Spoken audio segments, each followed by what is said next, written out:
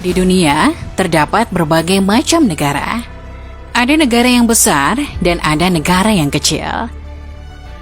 Sebagian dari negara-negara tersebut kemudian mengalami perubahan ukuran yang terjadi di sepanjang sejarah mereka, seiring sebagai akibat kalah perang atau pengambil alihan wilayah oleh negara tetangga. Oleh karena itu, berikut ini terdapat daftar beberapa negara dengan kekuasaan wilayah yang cukup besar, namun pada akhirnya harus melepas wilayah-wilayah tersebut dan berakhir menjadi negara kecil. Pembahasan mengenai negara-negara ini mungkin akan melibatkan beberapa kerajaan di dunia, misalnya seperti kerajaan kontinental Eropa.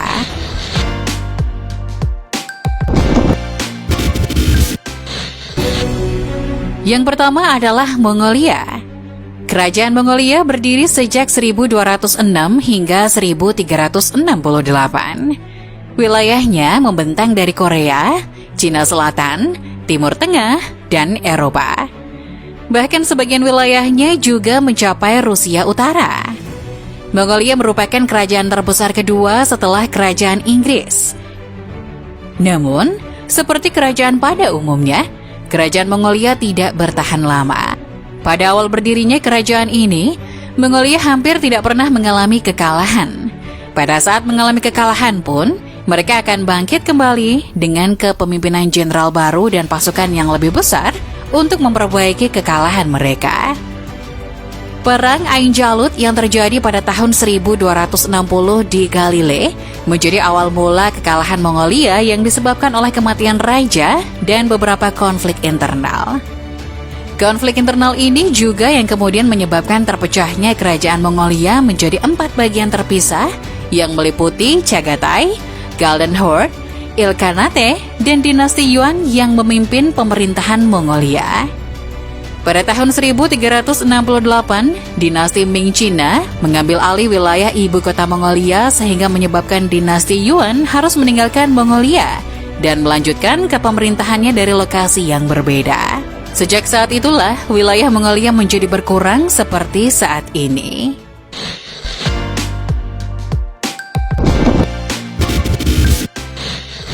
Peristiwa selanjutnya meliputi evolusi dari masa kekaisaran menuju negara modern.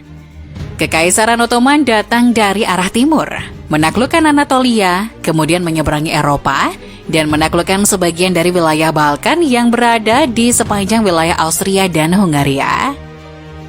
Mereka juga berhasil menaklukkan sebagian wilayah Timur Tengah dan Afrika Utara, memanjang hingga wilayah Maroko. Kekaisaran Ottoman ini berlangsung cukup lama, yakni sejak tahun 1299 sampai 1922. Namun setelah Perang Dunia Pertama berakhir, sejak Kekaisaran Ottoman memutuskan untuk berpihak kepada blok sentral yang mengalami kekalahan, kekaisaran ini akhirnya runtuh. Setelah Kekaisaran Ottoman runtuh, perang dalam memperjuangkan kemerdekaan Turki terjadi dan menghasilkan munculnya Republik Turki di Anatolia yang menjadi lokasi pemerintahan tersebut hingga saat ini.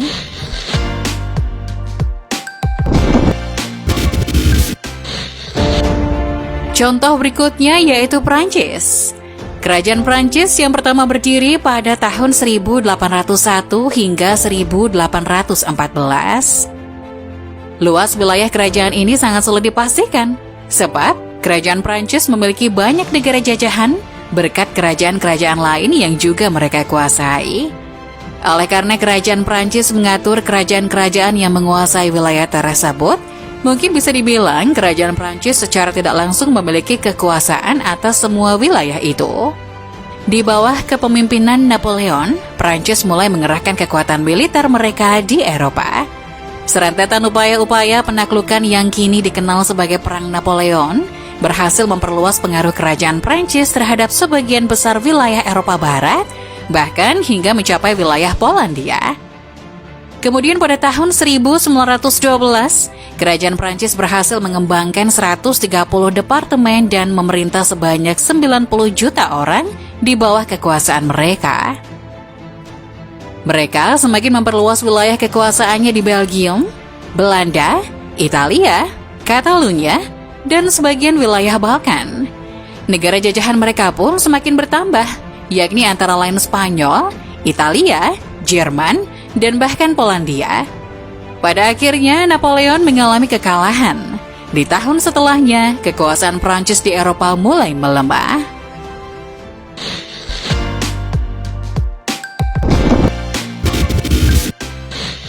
Berikutnya adalah Armenia.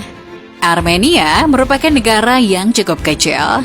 Kerajaan berdiri sejak tahun 331 sebelum Masehi hingga tahun 428 setelah Masehi. Kerajaan ini lebih besar dibandingkan dengan negara Armenia saat ini. Masa kejayaan kerajaan ini terjadi selama kepemimpinan Yang Mulia Tigranes pada tahun 69 before century. Jika diperhatikan, wilayah kerajaan ini terbentang seluas Kolkis, Armenia Raya, sebagian wilayah Turki, bahkan hingga wilayah bagian bawah Yerusalem. Nampaknya, pada saat itu kerajaan Armenia terlibat konflik antara Romania Persia. Kerajaan ini juga sempat dijadikan sebagai wilayah provinsi pada masa kerajaan Romania. Pada akhirnya, wilayah kerajaan Armenia secara bergantian menjadi wilayah jajahan Persia dan Romania.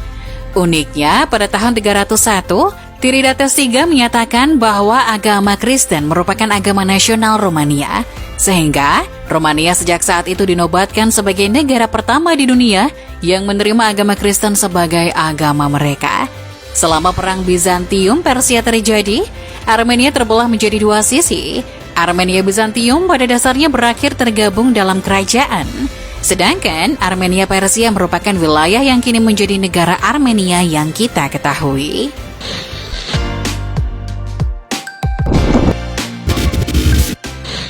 Kerajaan berikutnya adalah Brunei, yang berdiri sejak tahun 1368 sampai 1888. Kerajaan ini menguasai hampir seluruh Pulau Borneo dan pulau-pulau kecil di sekitarnya, serta bahkan sebagian wilayah Filipina. Namun demikian, pada akhir abad ke-15, Brunei mulai mengalami berbagai isu, mulai dari isu internal mengenai penerus kerajaan, hingga upaya perluasan wilayah kolonialisme terhadap kekuasaan Eropa. Brunei kehilangan sebagian wilayah sejak kedatangan Spanyol di Filipina, kedatangan Belanda di Borneo Selatan, dan kedatangan Inggris di wilayah-wilayah kekuasaan Brunei lainnya. Brunei termasuk ke dalam protektorat Inggris sebelum pada akhirnya mereka kembali mendapatkan kemerdekaan di atas wilayah kecil yang sampai saat ini mereka kuasai.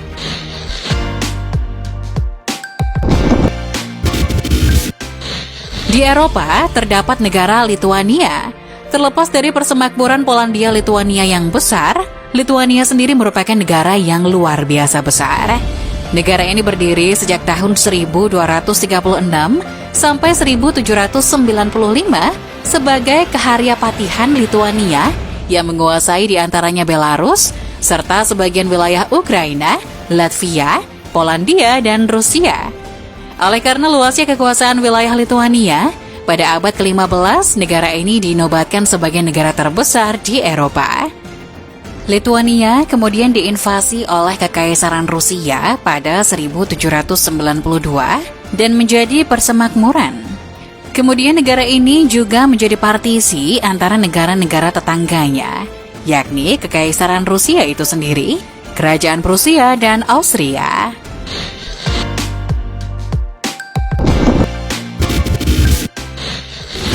Pada tahun 1821, Meksiko berhasil meraih kemerdekaannya.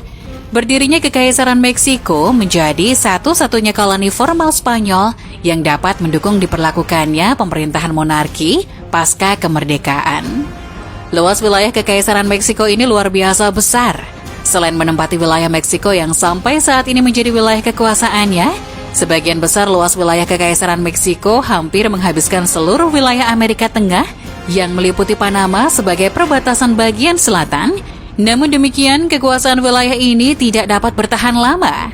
Kekaisaran Meksiko merubah bentuk pemerintahannya menjadi republik, sehingga sejak saat itu mereka kehilangan wilayah Amerika Tengah. Kemudian pada tahun 1836, Texas mendeklarasikan kemerdekaannya dan 9 tahun kemudian bergabung dengan Amerika Serikat. Keputusan ini tidak disetujui oleh Meksiko, sehingga menyebabkan pecahnya Perang Meksiko-Amerika. Sayangnya, Meksiko kalah pada perang tersebut. Sehingga disepakatilah perjanjian Guadalupe, di mana Meksiko bersedia untuk memberikan kompensasi atas kekalahannya dengan memberikan sebagian besar wilayahnya meliputi California, Nevada, Utah, Arizona, Colorado, dan New Mexico. Kini, Meksiko tetap menjadi negara yang besar, namun tidak sebesar sebelumnya.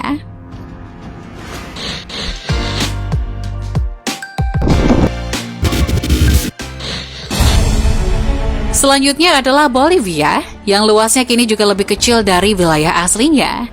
Mulanya, negara ini memiliki wilayah yang luas, meliputi wilayah-wilayah yang kini telah menjadi milik negara-negara tetangganya. Sepanjang sejarah negara ini, Bolivia telah melepaskan banyak wilayahnya akibat beberapa alasan tertentu. Yang pertama, lepasnya dua wilayah yakni wilayah utara dan timur yang terpaksa diserahkan kepada Brasil pada tahun 1867. Pada tahun 1893, mereka melepaskan wilayah selatan kepada Argentina. Di tahun 1903, Brasil kembali merebut wilayah utara pada Perang Acre, di mana mereka saling memperebutkan wilayah kekuasaan, kekayaan, perkebunan karet, dan pertambangan emas. Pada perang tersebut, Brasil berhasil mengalahkan Bolivia. Di tahun berikutnya, yaitu pada tahun 1904, Bolivia kehilangan akses ke Laut Pasifik, sehingga mereka menjadi negara yang terkurung di atas daratan. Hilangnya akses ini disebabkan oleh Chili yang mengambil alih wilayah pantai Pasifik berkat kemenangannya pada Perang Pasifik. Tidak cukup sampai di situ, Bolivia kembali harus melepaskan wilayahnya yang cukup besar di bagian tenggara kepada Paraguay.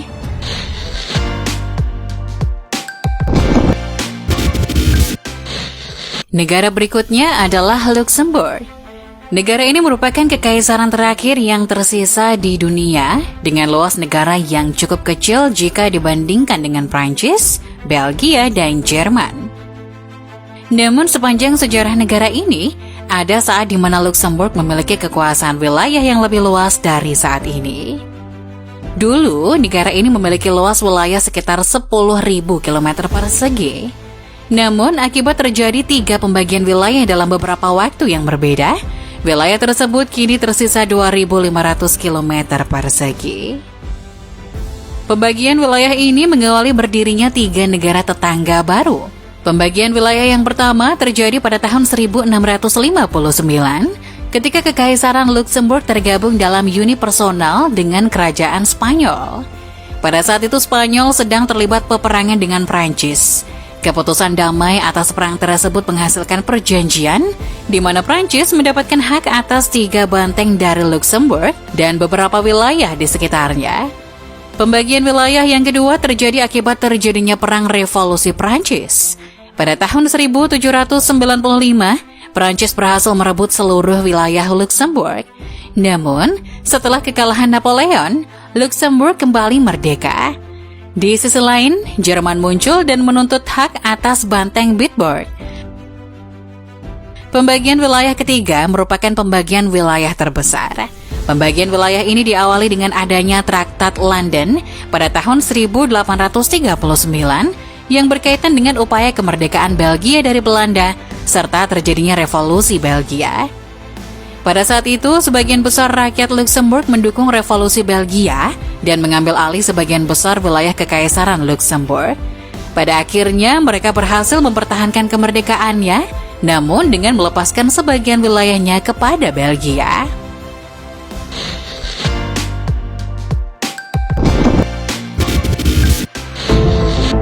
Negara yang terakhir yaitu Hungaria. Saat ini, Hungaria merupakan negara berukuran sedang yang berada di Eropa Tengah. Namun, seperti negara-negara sebelumnya, Hungaria sempat memiliki wilayah yang lebih besar. Hungaria telah berdiri sebagai negara dengan berbagai bentuk pemerintahan, mulai dari beberapa kepemimpinan bangsawan, kepangeranan, kerajaan, republik, serta sempat menjadi bagian dari kerajaan Austria-Hungaria.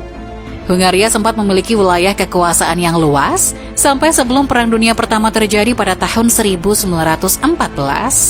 Pada saat itu Hungaria memimpin wilayah yang luas yang tergabung di dalam kerajaan Austria-Hungaria. Namun, setelah mereka mengalami kekalahan pada Perang Dunia Pertama melalui Traktat Trianon, mereka harus kehilangan banyak wilayah kekuasaan. Dari traktat tersebut, wilayah Cekoslovakia mengambil alih wilayah yang kini disebut Slovakia, serta sebagian wilayah Ukraina. Yugoslavia mengambil alih wilayah selatan yang kini menjadi bagian dari Slovenia, Kroasia, dan Serbia. Sedangkan Romania mengambil alih wilayah Transilvania dan beberapa wilayah lainnya. Selama Perang Dunia Kedua, Hungaria sempat berhasil mengambil alih beberapa wilayah-wilayah tersebut. Namun, setelah Perang Dunia II berakhir, Hungaria kembali kehilangan wilayahnya dan menyisakan wilayah yang sampai saat ini mereka kuasai. Poster propaganda berikut ini menampilkan perbandingan antara luas wilayah sebelum adanya Traktat Trianion tersebut dengan luas wilayah saat ini. Jadi, itulah negara-negara yang mengalami pengurangan wilayah terbesar sepanjang sejarah.